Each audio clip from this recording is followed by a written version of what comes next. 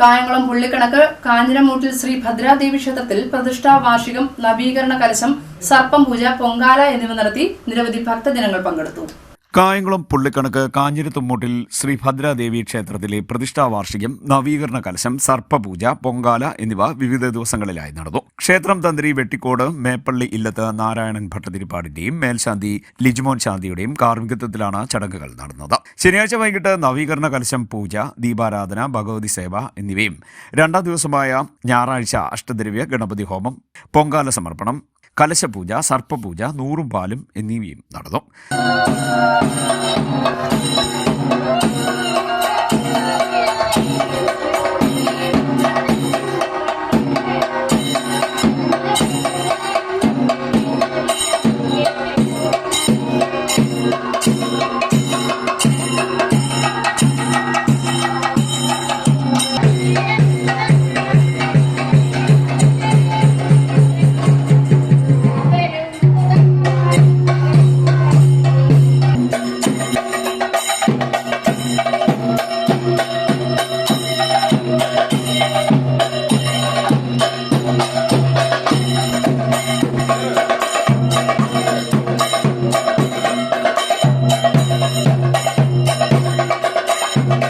വൈകിട്ട് ദീപാരാധനയ്ക്ക് ശേഷം Mavelikkara Umbernad best of Indian records certificate കരസ്ഥമാക്കിയ ശ്രീ ദുർഗ കൈകൊട്ടിക്കളി സംഘത്തിന്റെ തെയ്യം, തിരുവാതിര എന്നിവ അരങ്ങേറി.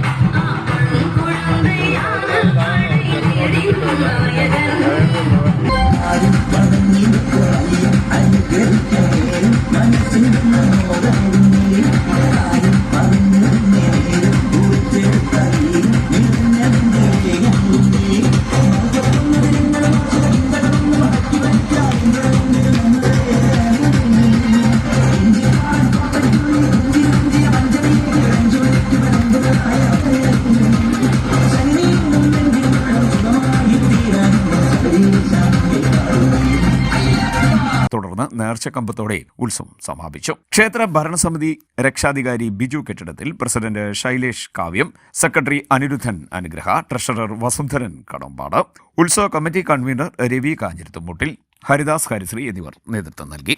C D net news, Kayamkulam.